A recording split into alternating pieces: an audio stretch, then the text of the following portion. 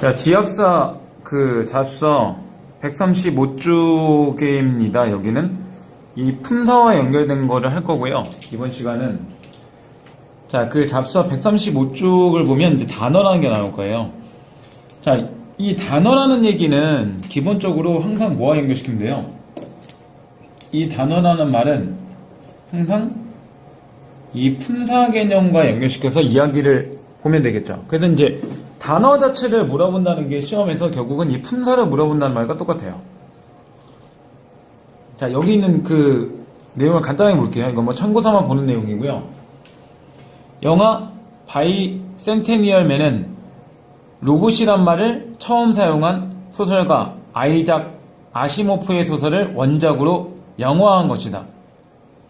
주인공 앤드류는 원래 인간과 생활하며 청소, 요리, 설거지 등의 집안일을 맡아 하는 가사주원 로봇이었는데 우연히 지능과 감정을 가지게 되면서 인간을 사랑하게 되고 인간이 되고 싶어 한다. 바이센테니얼 맨이라는 제목은 물리적으로 기계이면서 정신적으로 인간인 앤드류가 두세기에 걸쳐 인간과 교류하며 살았기 때문에 붙여진 것이다. 어쨌든 기계와 사람의 중간쯤 되는 이 존재가 바이센테니얼맨이면서 앤드류이다. 바이센테니얼맨이란 영화 제목을 우리말로 바꾼다면 무엇이 좋을까? 앤드류라는 이름 대신에 우리말로 된 이름을 붙인다면 어떻게 될까? 사실 이러한 문제는 비단 이 영화에만 관련되는 것이 아니다.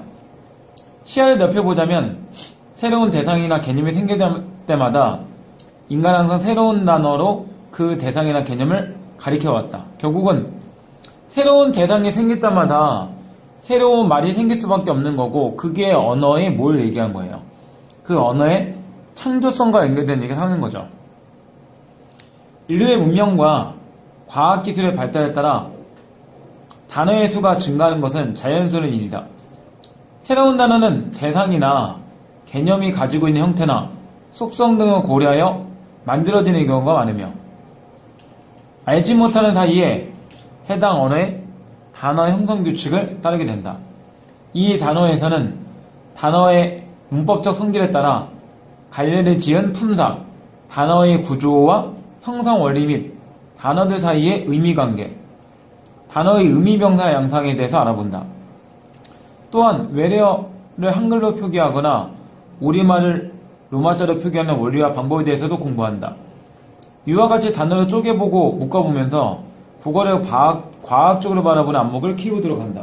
그래서 이 단어에서 이제 단어에 대한 이제 기본적인 형태를 보는 건데 그게 일단은 이제 품사에 관한 거, 그 다음 이제 단어의 형성 방법, 말 그대로 뭐 합성어나 파생어나 뭐 이런 것들, 그 다음 단어의 의미 관계, 말고 뭐 반의어, 유의어 이런 것들, 마지막 외래어 표기법 이렇게 이제 배운다는 건데 이번 시간은 이제 품사에 관한 얘기를 거의 주되게 할 겁니다. 자, 그럼 이제 136쪽을 한번 보세요. 이 품사라고 되어 있는데 이 품사는 결국은 시험에서 단어로 물어보는 거예요. 그러니까 이 품사의 특징은 맨 마지막이 다 뭐로 끝나냐면 이렇게 사로 끝난다는 얘기죠.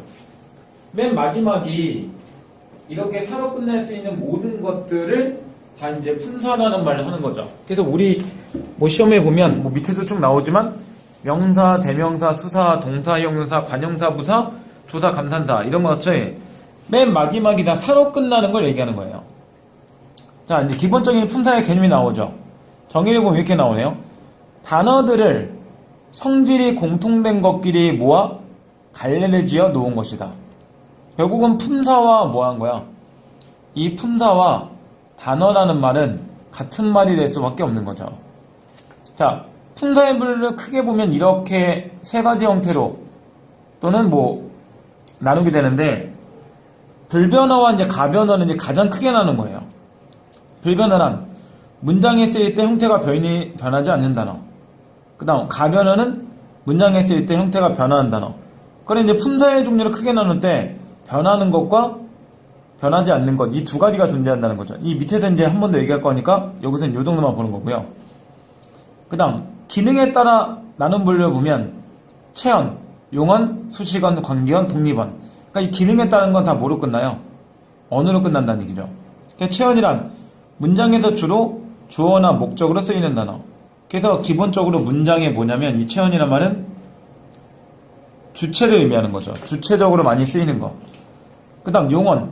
문장에서 주로 서술어 쓰이는 거. 그래서 이 용언이란 말은 다른 말로 하면 활용이 가능하다는 얘기예요. 이 활용이 가능하다는 건 글자의 모양을 변화시킬 수 있다는 거죠. 의미 변화 없는데 글자의 형태만 변화할 수 있는 거. 여기까지만 보고 조금 더 자세하게 밑에 다시 설명할게요. 그 다음 수식어는 문장에서 다른 문장을 수식하는 성분, 말 그대로 꾸며준다는 얘기죠. 그 다음 관계형. 문장에서 여러 성분 사이의 관계를 나타내는 단어. 그래서 관계를 나타내는 단어. 그 다음 독립어는 독립적으로 쓰이는 거. 그러니까 지금 보면 체언이란 문장에서 주체로 쓰일 수 있는 것, 그 다음 용어는 서술로 쓰이는 것, 그 다음 수식어는 말 그대로 수식하는 것, 꾸며주는 것, 관계어는 뭐 관계 사이에 낄 수 있는 것, 독립어는 독립적 쓰는 것, 뭐 이 정도 나누는데 이걸 다시 분류하면 이렇게 크게 나눈다는 얘기죠. 자, 그래서 이제 그 밑에 있는 여기를 좀 이따 보고 여기 먼저 보면 나누죠. 그래서 위에서 얘기한 이 불변어의 종류가 체언, 수식언, 독립언, 관계언, 그 다음 가변어가 기본적으로 용언, 이렇게 이제 속해 있는 거죠. 자, 체언에 들어갈 수 있는 게 명사, 대명사, 수사. 그럼 이런 것들이 결국 문장에서 뭘 역할을 한다고요? 주어나 목적어 역할을 담당한다는 얘기죠. 그 다음 수식어는 남을 꾸며주는 건데 관형사나 부사가 통상적으로 다른 거를 꾸며주는데 많이 쓰인다는 얘기죠. 그 다음 독립어는 감탄사, 자기 혼자 쓸 수 있는 거. 그 다음 관계어는 조사, 남에게 붙어서만 존재한다는 거예요. 그러니까 이 관계어이란 말을 다시 보면 다른 단어에, 다른 말로 하면 다른 품사에 붙어서 쓰인다, 이런 말이 되는 거죠. 그러니까 자기 단독으로는 못 쓴다는 거예요. 반드시 남에게 붙어 쓰는 거고 자기 혼자 자체의 의미를 구현할 수 없다는 얘기죠.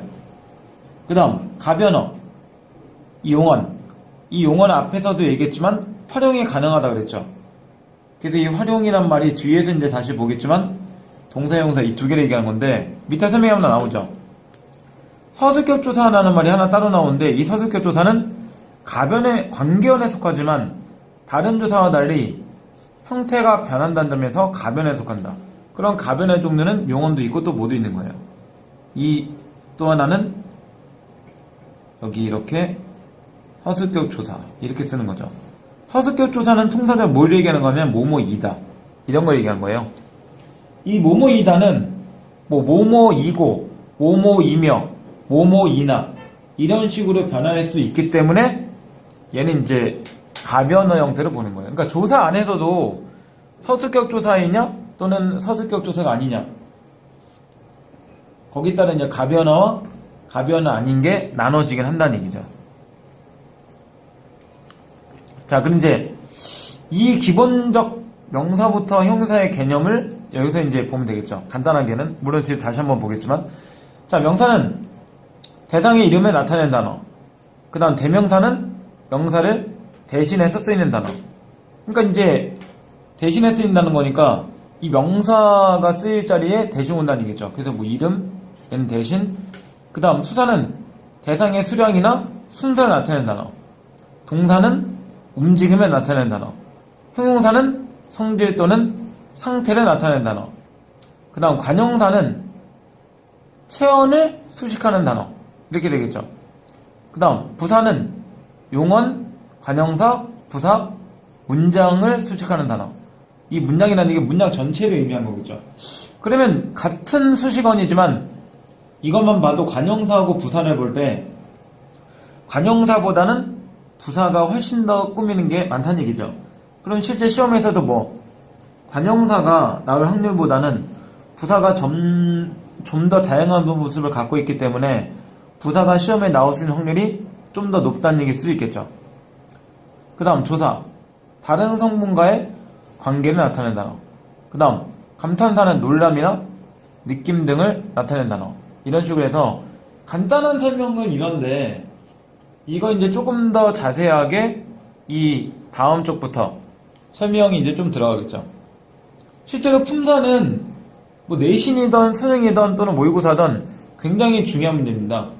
품사 문제는 지금까지 94년도 수능이 시작하면서부터 지금까지 단 한 번도 빠진 적이 없고요. 그리고 모든 모의고사에 품사 개념의 문제가 문법 문제에서 단 한 번도 빠진 적이 없어요. 왜냐?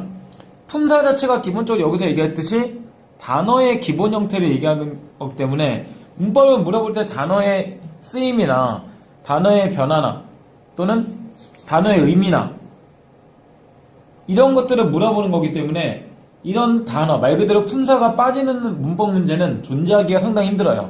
그래서 그런지 품사 문제는 지금까지 단 한 번도 안 빠지고 다 나왔고요. 그래서 이 품사 문제는 꼭 내신이 아니더라도 상당히 중요하게 생각하고 공부해놔야 됩니다. 어차피 수능까지 가는 거니까 수능 끝날 때까지 여기만 다 정리해놓고 머릿속에 기억하면 수능 때까지 사실 이 품사는 굉장히 편할 수도 있는 부분일 수 있어요. 자, 그럼 이제 기본적인 체언, 말 그대로 이 문장의 주체로 아까 쓰인다 그랬죠. 왜냐면 보통 이제 주어로 많이 쓰이거나 목적으로 쓰이는 거니까 이거의 이제 기능을 하나씩 이제 볼게요. 자, 그래서 여기 체언은 명사, 대명사, 수사에 대해서 이제 나온다라고 얘기하는 거고 이 설명이 나오죠. 다음 글에 쓰인 단어 가운데 아래의 조건에 해당되는 단어들을 찾아 적어보자. 그에게 잘못은 없습니다. 그는 자신의 가족을 위해 희생했습니다. 가족만큼은 행복을 얻길 바라며 그날 아내와 자식 둘을 그 푸른 대지로 떠나보냈습니다. 그는 일반적으로 형태 변화가 없는 단어, 형태 변화가 없다는 얘기는 다른 말로 하면 다시 한번 얘기하지만 이 불변어를 얘기하는 거겠죠. 그래서 또는 에게, 잘못, 는, 자신, 의, 가족, 만큼, 행복, 그날 아내와 자식 둘, 대지로 이런 것들은 형태가 변할 수 없다는 얘기겠죠. 그 다음 문장에서 주로 주어 자리에 오는 단어, 그러면 잘못, 자신, 가족, 행복, 그날 아내, 자식, 둘, 대지 얘네들은 다 뭐가 될 수 있어요? 주어 자체가 될 수 있다는 얘기죠.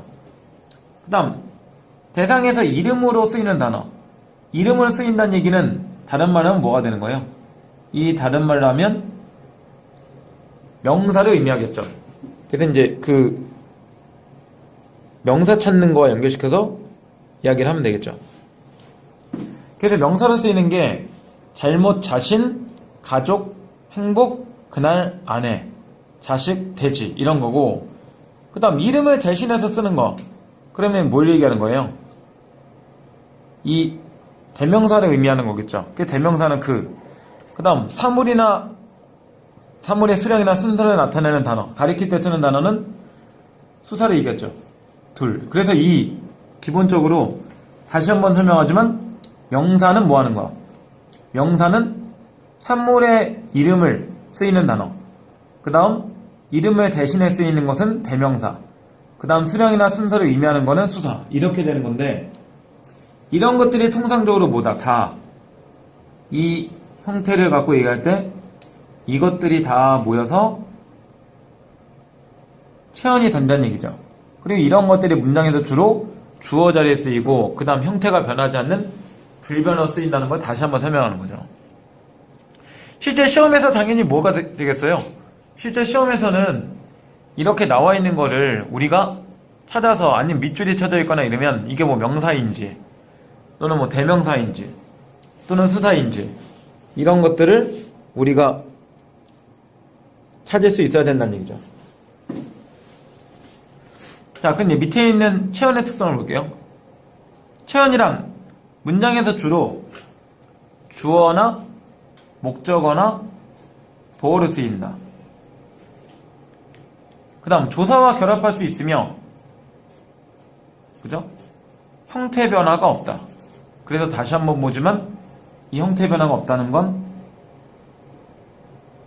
가변을 의미하겠죠. 자, 여기서 이제 문장에서 주어, 목적어, 보어가 뭔지를 알아야 될 거 아니에요, 간단하게는. 그래서 이 세 개에 대해서 이제 간단하게만 정말 설명할게요. 문장에서 주로 주어로 쓰이는 거는 통상적으로 뭐가 붙어요? 이나 가의 조사가 붙을 수 있는 것들이죠. 문장에서. 그죠? 그래서 문장에 가장 주제로 쓰이는 거고, 목적어는 뭐가 붙어요? 통상적으로 을이나 를, 이런 조사가 붙을 수 있는 거죠. 그 다음 보어는 되다 또는 아니다, 앞에 나온 단어를 의미하는 거겠죠. 그래서 이 보어만 좀 한번 정리해 볼게요. 이 보어 같은 경우는 이렇게 정리할 수 있겠죠. 이 보어는 뭐 하나 예를 들면 물이 얼음이 되다 이렇게 있다면 얘가 이제 뭐가 되겠어요? 이부터니까 주어죠. 그 다음 여기가 서술어가 되겠죠. 그리고 이 되다 앞에 나온 거니까 앞단어 이 두 개 형태에서 이가 붙어 있으니까 이걸 이제 보어라고 하는 거예요. 그래서 이제 그 앞에 나온 단어 자체를 볼 때 물론 조사를 빼는 나머지 명사 형태를 갖고 얘기하겠죠. 이걸 갖고 이제 보어라고 얘기합니다. 그래서 얘네들을 보면 주어하고 보어 둘 다 물이나 얼음이나 뭐가 있어요? 그 명사가 있잖아요. 그래서 이게 이제 체언이라고 볼 수 있는 거죠. 자, 간단하게는 이제 이 정도로 이제 보면 되고요. 자, 이제 밑에 다시 명사에 대해서 한번 나오죠. 자, 다음 문장에 쓰인 단어 가운데 꾸미는 말이 있어야만 쓰이는 명사를 찾아보자. 자, 모정은 세상에서 가장 위대한 것이라고 일컬어진다. 그래서 이제 예시 답안이 이 것이 나왔죠. 그죠? 이 것은 반드시 뭐가 필요하다는 거야? 이 위대한이라는 형태가 필요하다는 얘기겠죠. 모정은 세상에 가장 것이라고 일컬어진다. 이상하잖아요. 그죠? 그러니까 이 형태는 반드시 위대한이라는 꾸미는 말이 필요하다는 거죠. 그래서 밑에 나오죠. 것은 의존명사이므로 그 앞에 반드시 관형어가 있어야 한다. 결국은 꾸미는 말이 있어야만 쓰이는 명사란 말은 다른 말로 하면 뭐가 되는 거예요? 다시 한번 의존명사가 되는 거겠죠. 그럼 우린 지금부터 이제 뭘 파악할 수 있어요? 명사 안에서도 그 종류가 여러 가지 형태로 변할 수 있다는 거 보여주는 거죠. 그러니까 명사의 종류 자체가 하나가 아니라 밑에 나온 것처럼 여러 가지 다시 나눠질 수 있다는 거예요. 명사의 종류를 보면 이제 나누죠. 사용 범위에 따른 분류일 때 보통 명사, 어떤 속성을 지닌 대상들의 두루 쓰이는 이름, 그 다음 고유명사, 특정한 하나의 개체를 다른 개체와 구별하기 위해 붙인 이름, 인명, 지역명, 상호명 등을 의미한다. 그러니까 지금 보면 그냥 일반적인 대상에 붙이는 거는 보통 명사지만 특정적인 고유의 하나에만 붙이는 거야. 그러니까 뭐 사람한테 붙이거나 사람의 그러니까 이름 같은 거 붙이거나 또는 하나밖에 없는 뭐 나라나 또는 하나밖에 없는 그런 사물에 붙일 때는 이런 고유명사를 쓴다는 얘기겠죠. 종류가. 그 다음 자리성의 여부에 따른 분류를 볼 때 자리명사. 자리명사는 혼자 자리적 쓸 수 있는 명사니까 다른 말로 하면 뭐가 필요 없는 거예요? 위에 나온 것처럼 관형어가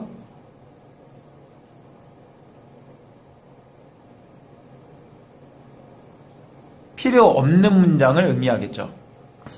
근데 의존명사는 그 위에도 있었지만 반드시 앞에 꾸미는 말, 즉 관형어가 있어야만 쓰일 수 있는 명사 이렇게 되는 건데 관형어의 종류는 크게 세 가지예요. 하나는 말 그대로 관형사가 될 수 있고 물론 관형사는 뒤에서 설명하겠지만 그 다음 또는 이 뭐 동사의 관형사형 또는 형용사의 관형사형 이 세 개를 동시에 얘기하는 거니까 이렇게 관형사나 동사의 관형사형이나 형용사의 관형사형 이렇게 와도 되는 거고 아니면 말 그대로 관형어가 와도 되는 거고 어차피 이거 세 개가 이제 이거니까 이렇게 외우는 것보다 이 관형어를 외우는 게 좀 더 편하겠죠. 어쨌든 중요한 건 뭐냐면 의존명사는 자리적으로는 쓸 수 없고 반드시 앞에 뭔가 꾸미는 말 자체가 필요하다는 거예요. 그래서 이제 다른 거에 의존돼 쓰이기 때문에 이 형태를 뭐라고 하냐면 의존명사라고 이름을 명령하고 있는 거죠.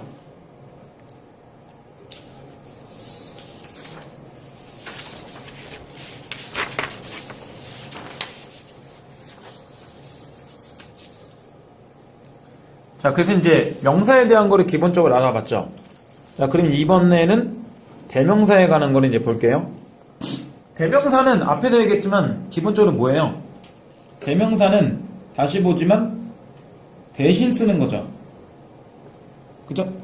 명사를 대신해서 나타날 수 있는 것, 이렇게 되는 거죠. 자, 그럼 다음 글에서 명사를 대신하여 쓰는 대명사를 모두 찾아보자. 나는 그렇게 말하지 않았다. 다만 내가 지금 그 사건을 다시 생각하는 이유는 그것으로 우리는 제각기 자기 특유의 창을 통해 인생을 들여다보는 버릇이 있다는 걸 알 수 있기 때문이다.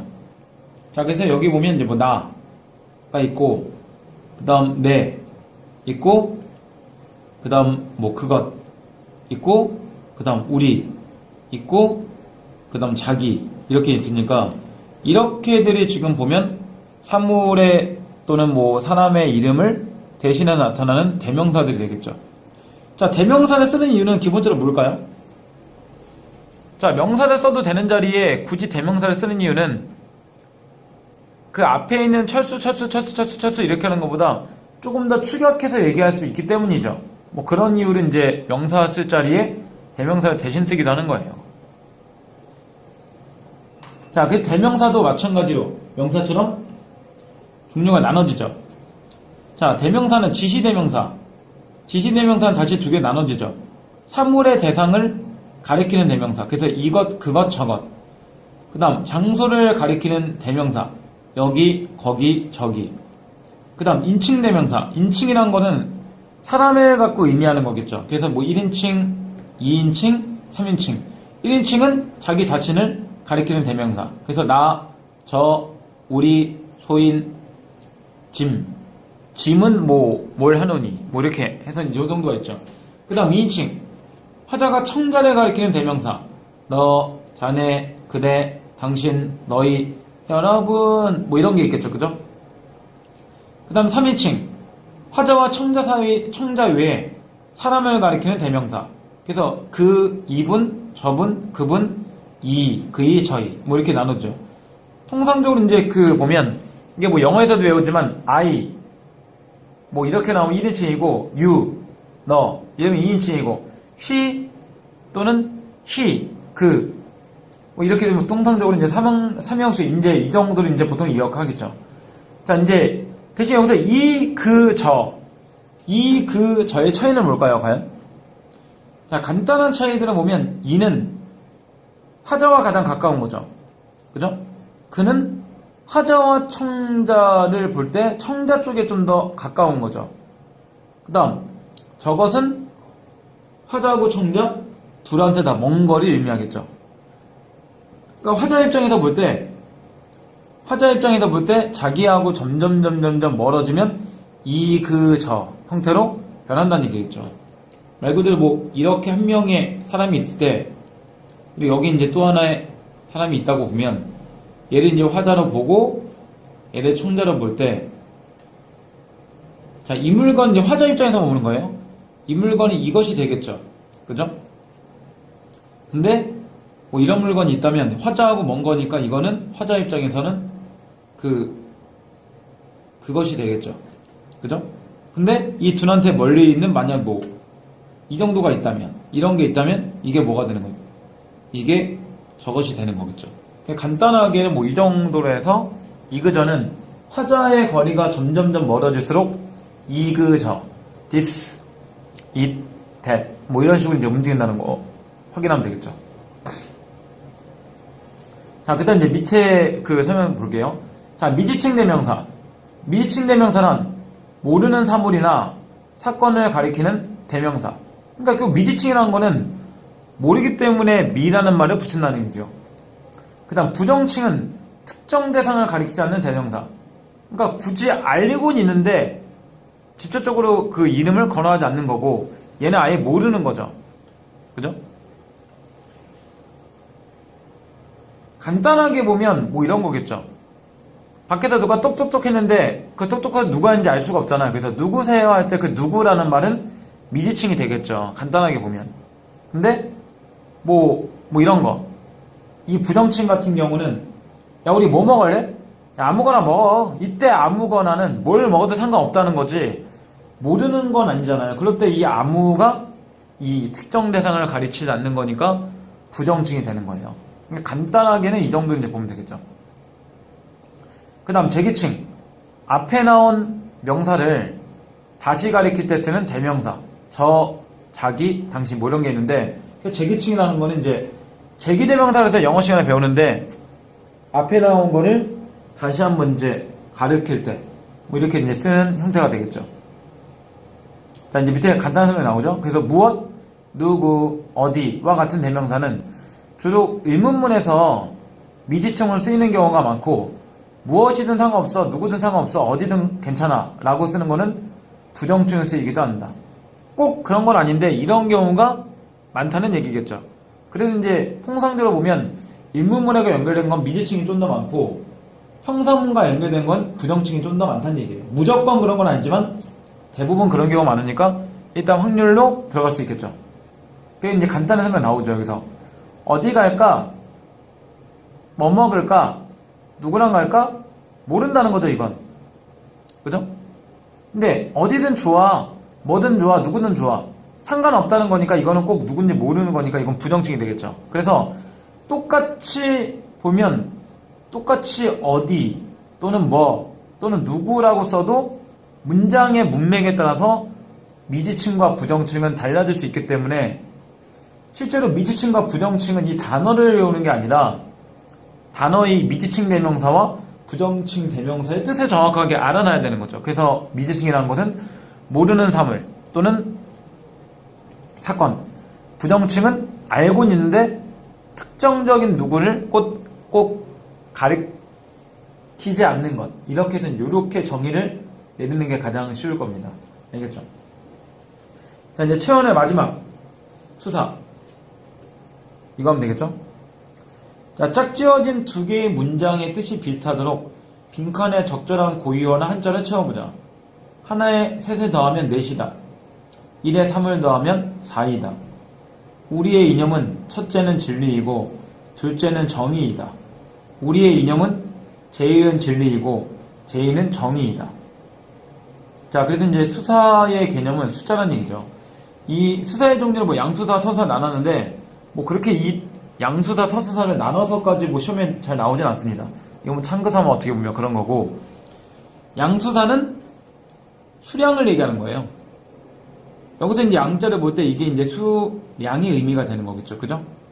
그래서 뭐 하나, 둘, 셋, 1, 2, 3 이런 걸 얘기하는 거고, 그 다음 이 서자는 순서를 얘기하는 거니까 이 서자는 순서와 연결되는 거겠죠. 그죠? 순서의 형태니까. 어떻게 보면 거꾸로 봐도 돼요. 그래서 이렇게 하는 게 좀 더 기억하기 쉬워요. 수양, 수서, 순서 이렇게만 생각하면 되는 거죠. 그래서 이제 그렇게 이제 거꾸로 해도 얘는 수양이고 얘는 서순 하니까 이제 서수 하니까 그 순서 이렇게 해서 이렇게 이제 기억하는 게 조금 더 편하겠죠. 그래서 이제 첫째, 둘째, 셋째, 그 다음 제1, 제2, 제3 이런 식으로 이제 순서를 의미하는 거겠죠. 자, 수의 특성은 이제 두 가지가 있네요. 복수형을 취할 수 없다. 말 그대로 이런 건 안 된다는 거죠. 하나, 둘 이런 거는 쓸 수 없다는 거죠. 그죠? 그 다음 관형사의 꾸임을 자유롭게 말하지 못한다. 이거 이 얘기는 뭐냐면 그 대명사나 또는 명사 같은 경우에 관형사들이 상당히 자유롭게 쓸 수 있는데 그 수사 같은 경우는 붙을 수 있는 관형어의 종류나 또는 관형사의 종류가 제한되어 있다는 거예요. 그래서 붙일 수 있는 것도 있고 그러지 못한 것도 있고 뭐 이런 식으로 조금 나눠질 수 있다는 거죠. 자, 뒤에서 이제 나중에 나오겠지만 나중에 이제 그 관형사 나올 때 또 수관형사라는 패턴이 나오는데 뭐 기억나는지 모르겠지만 그 수관형사 나오고 나중에 수사 나오면 이 두 개가 또 모양이 비슷하기 때문에 이 두 개는 이제 구분하는 게 보통 시험에 잘 나오는 패턴 중에 하나로 생각하시면 됩니다. 자, 그럼 이제 친해지기라고 나오죠. 뭐 이거 본다고 이거 친해질지 모르겠지만 어쨌든 친해지라고 넣은 거니까 뭐 잘 친해져 볼까요? 자, 친해지자. 자, 다음 글에서 아래에 해당하는 단어들을 찾아 적어보자. 오랜만에 놀이공원에 놀러간 민수는 친구 셋과 함께 트램펄린 위를 뛰어 올랐다. 그 위에서 그의 마음은 가벼운 구름과 같을 따름이었다. 이때 고유명사는 민수가 있고, 그래서 얘가 이제 명사가 되겠죠? 그 다음 대명사는 그가 있죠. 이게 이제 대명사가 되는 거고. 그 다음, 다른 같은 경우는 반드시 앞에 구름과 같을, 그래서 이 같을 형태가 필요한 거죠. 그래서 이 같을 형태가 관여어가 되겠죠. 왜? 따름을 꾸며주는 거니까. 그래서 이 따름이 의존명사가 되는 거고. 그 다음 이 셋, 이렇게 되어 있는 게 수서가 되겠죠. 그래서 지금 이 맨 마지막에 형태는 체언의 종류인 명사, 대명사, 수사를 하나의 문장 속에서 찾아보세요. 뭐 이런 식의 이제 문제가 되는 거죠. 자, 이렇게 해서 이제 간단하게 체언을 파악했는데, 다시 한번 정리하자면, 체언은 명사, 대명사, 수사, 이 세 개가 있는 거고, 보통 보통 문장에서 주어나 목적어나 보호 형태를 조금 많이 취한다는 얘기죠. 그리고 이제 명사 같은 경우는 뭐 사물의 이름, 뭐 이런 거 쓰는 거고, 대명사의 이름을 대신 쓰는 거, 수사는 뭐 숫자의 개념, 간단하게 이 정도에서 이제 보면 되겠죠. 자, 그 다음 이제 두 번째는 용언에 관한 거예요. 용언은 앞에서도 얘기했지만 꼭 기억할 거. 이 용언은 활용이 가능하다. 활용이 가능하다는 게 뒤에서 설명하겠지만 뭔가 글자의 모양 자체가 변할 수 있다는 얘기예요. 그러니까 유일하게 이 용언이 뭐가 되는 거예요? 이 용언이 가변화가 되는 거죠. 그죠? 형태가 변한다 그래서. 자, 그 다가서기 보죠. 어우, 다가서니까 두려웠네요. 그죠? 뭘 더 해야 될 것 같아서. 자, 다음 글에서 서술어로 사용된 단어를 찾아 아래의 조건에 모두 해당되는 단어와 그렇지 않은 단어로 구분하여 적어보자. 혼자 사는 노인들에게는 어려움이 많다. 우선 그들은 외롭다. 그들은 하루 종일 텔레비전을 보거나 쓸쓸하게 주변을 산책한다. 이렇게 나오는데, 자, 움직임이나 작용을 나타내는 단어. 현재 시제에서 니은다 또는 는다가 연결된 단어. 그래서 이제 보면 가다나 먹는다. 기본형은 이거잖아요. 그죠? 기본형은 가다와 먹다인데 이미 여기서 뭐가 돼요? 간다 또는 먹는다. 이미 뭐예요? 변했죠. 그죠? 그 다음 명령형이나 청형이 가능한 단어. 가다, 가라, 가자. 그 다음 먹다, 먹어라, 먹자. 이렇게 될 수 있는 거죠. 그래서 밑에 예시라만 하면 나오죠? 세 가지 조건은 모두 단어로서 나오죠. 여기 동사가 갖는 특성이므로 이에 합당할 수 있는 동사와 그렇지 않은 형용사를 구분할 수 있다.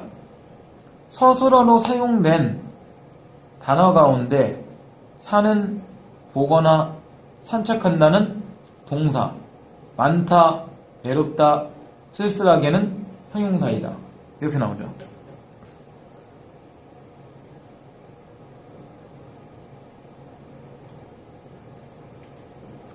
자, 그러니까 결국 이 용언이란 말은, 이 동사형용사란 말은 다른 말을 하면 뭐를 쓰인다는 거야? 문장에서 통상적으로 서술의 역할을 담당한다는 거죠. 형용사 같은 경우에 자꾸 영어 때문에 명사 수식이야 이렇게 얘기하는 학생들 되게 많은데, 물론 틀린 말은 아니에요. 맞는 말이긴 한데 기본적으로 우리나라 말에서는 서술의 기능이 주가 되는 거고, 그리고 그 외 상황에서 이제 형용사가 뭐 명사를 꾸며주거나 이런 기능을 가질 수도 있는 거죠. 뭐 이런 거 있잖아요. 간단하게 보면 꽃이 노랗다 이렇게 써버리면 이럴 때는 이게 서술의 기능을 하는 건데, 이렇게 쓰는 경우 있잖아요. 노란 꽃 이렇게 해서 이제 똑같은 형용사죠. 얘도 형용사고 얘도 형용사지만 이렇게인가 형용사는 상황에 따라서 뭐로 서술의 기능을 하지만 남을 꾸며주는 기능도 한다는 거죠. 실제로 근데 이건 동사도 마찬가지예요. 동사도 서술의 기능만 있는 게 아니라 이 형용사의 두 번째 거 나오는 것처럼 노란 꽃 이런 것처럼 먹는 너가 먹는다 서술하지만 먹는 너 이렇게 쓰면 그 관용어 형태로 존재할 수도 있다는 얘기예요. 자, 그래서 여기에 지금 설명하는 건 여기서 다시 한번 얘기하니까 여기서 이제 볼게요. 자, 그리고 요거는 반드시 별표. 왜? 이 동사 형용사의 구분점은 상당히 중요합니다. 시험에서도 되게 잘 나오는 개념 중에 하나예요. 자, 그래서 이제 동사를 보면 간단하게는 뭐 움직임이나 작용, 형용사는 성질, 상태 이렇게 되는데 이렇게만 외우면 시험에서 틀릴 경우가 있어요. 그래서 이제 이 밑에 있는 설명 자체가 훨씬 더 중요한 겁니다. 자, 그래서 현재 시제에선 어머러미, 는과의 결합이 동사는 가능하지만 형용사는 불가능. 그 다음 명령형, 청유형, 명령형, 뭐뭐라, 청유형, 뭐뭐자와의 결합이 동사는 가능, 형용사는 불가능. 그 다음 뭐뭐러나 목적, 뭐뭐려의 결합도 결합 가능하지만 결합 불가능, 형용사는. 이 정도 나눠주는 거죠. 하나 형태를 보면 이런 것들, 이 먹다라는 단어와 여기 뭐 아까 했었으니까 그대로 노랗다는 단어를 갖고 한번 해보면 먹자는 아까 여기대로 먹는다 이렇게 될 수 있죠. 그 다음 먹어라 되죠. 먹자 되죠. 그 다음 먹으려 한다 다 되잖아요. 그죠? 근데 이 노랗다 같은 경우는 노란다 뭐 이렇게 될 수도 없고, 그죠? 그 다음 노래라 안 되고, 노랗차도 안 되고, 노려 이것도 안 되고, 그죠? 이러니까 이런 형태가 다 어울리지 않죠. 그래서 동사 형용사는 가장 기본적인 거는 움직임이나 작용 또는 성질 상태 이렇게 나눠지면 기본 형태로 이렇게 기억하는 게 아니라 그 현재 시제와 결합할 수 있는지 또는 청유형이나 현재형과 명령형과 결합할 수 있는지 또는 뭐 목적 형태와 결합할 수 있는지 이 세 개 중에 하나만 결합할 수 있어도 기본적으로 뭐로 보냐? 동사로 봅니다. 그래서 이 세 개가 뭐 다 적용되면 무조건 동사겠죠. 근데 이 세 개 중에 하나만 적용되는 경우도 있기 때문에 간단하게 이게 움직임과 성질 상태 이렇게 하지 말고 여기 나와 있는 설명대로 꼭 붙여서 이게 동사인지 형용사인지를 구분하는 게 가장 좋은 방법입니다. 알겠죠? 자, 그럼 이제 다시 이제 동사부터 재확인할게요.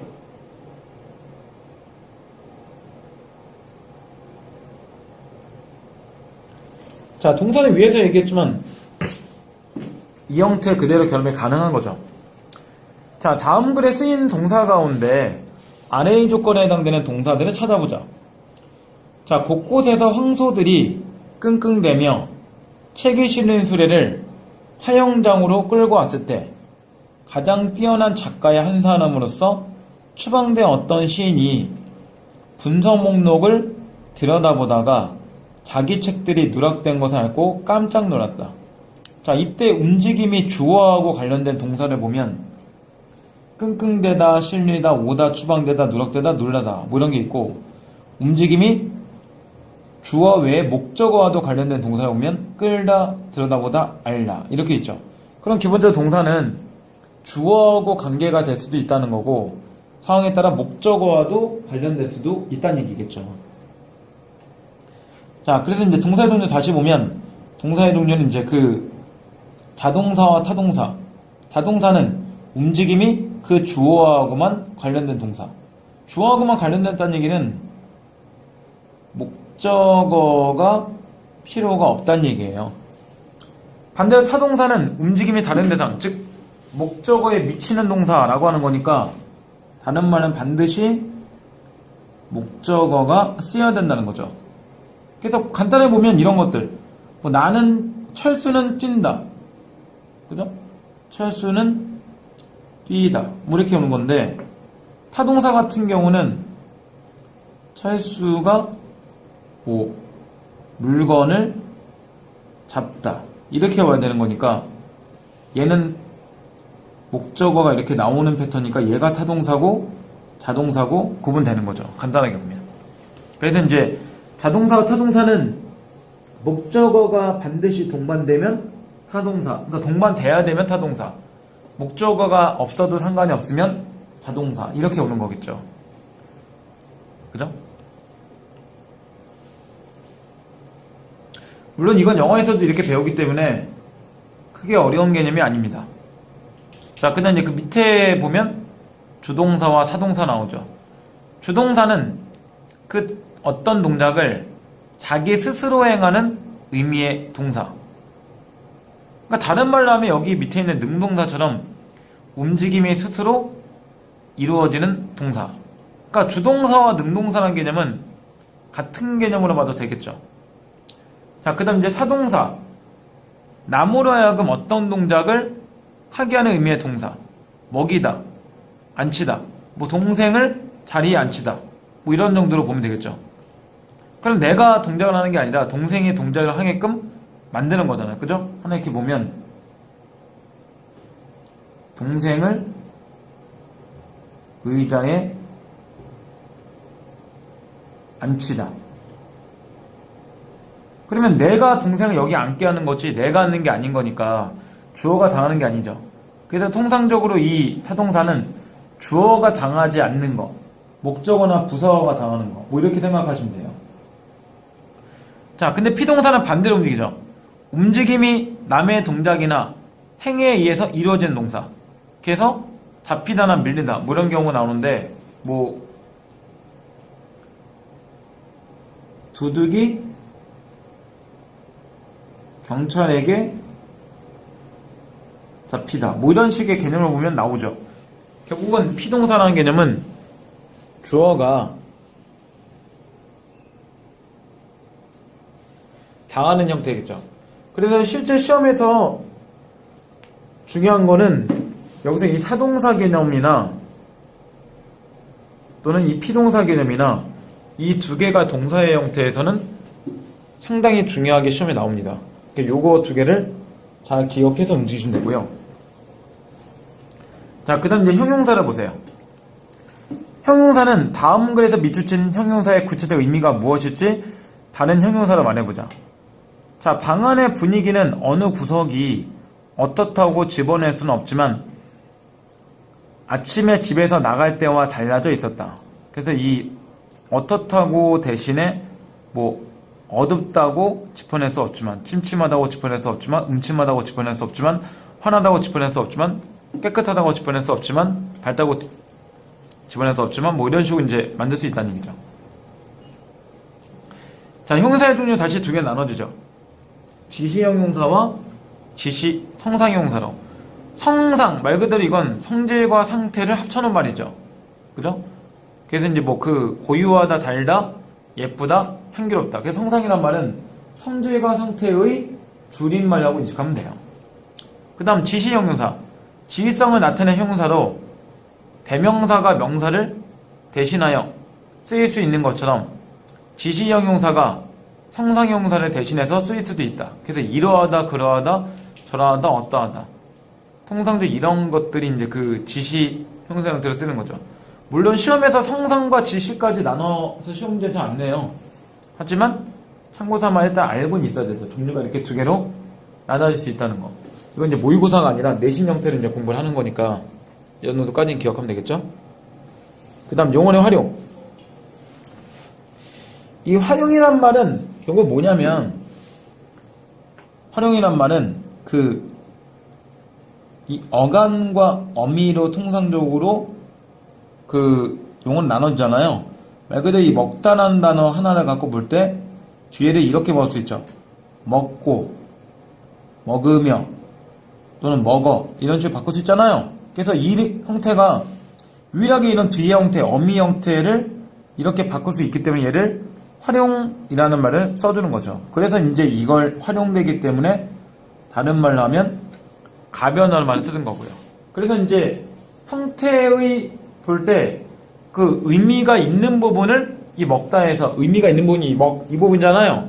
그래서 의미가 있는 부분은 통상적으로 어간이라고 하는 거고 그 뒤의 형태 의미의 변화가 그러니까 의미 자체를 따로 가지지 않는 거 말 그대로 실제 형태소가 아닌 이 부분을 이제 어미라고 하는 겁니다. 뭐 이제 그래서 이제 통상적으로 보면 동사만 그런 게 여기서 이제 먹다라는 동사하고 얘기했지만 형용사나 그다음 동사 이 용어는 둘 다 어간과 어미를 유일하게 나눌 수 있는 거예요. 그러니까 어간 어미 얘기 나오면 무조건 동사 또는 형용사를 물어본다고 생각하면 되고 그리고 또 어간 어미가 나온다는 다른 말로 하면 크게 보면 용어를 질문하거나 가변에 대한 질문이구나 이렇게 이제 생각하고 갈 수 있겠죠. 그 정도에 대한 센스 이런 건 필요하겠죠.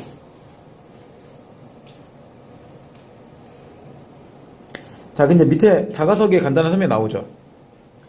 다음 대화가 성립되도록 이라고 나오는데 이건 여기서 밑에를 먼저 보고 그 다음 여기를 볼게요. 자, 그래서 이제 어간이란 용언이 활용할 때 형태가 이제 고정된 부분 이렇게 나온 거고 그 다음 어미는 용언이 활용할 때 어간 뒤에 연결되는 다양한 의미 형태들. 그래서 이 형태를 갖고 잘 기억하면 되겠죠. 다시 이제 어간과 어근이란 건 이제 또 구분하죠. 자, 어근이란 단어의 구성 요소를 말할 때 실질적인 의미를 나타내는 중심되는 부분으로 접사와 같이 거론되는 개념이다. 그 다음 어간은 용언에 활용해서 어미와 같이 거론되는 개념이다. 그럼 먹다라는 형태를 갖고 볼 때 얘는 뭐가 됐어요? 다시 한번 보겠지만 이 먹다라는 말에서 이 부분은 어간도 되게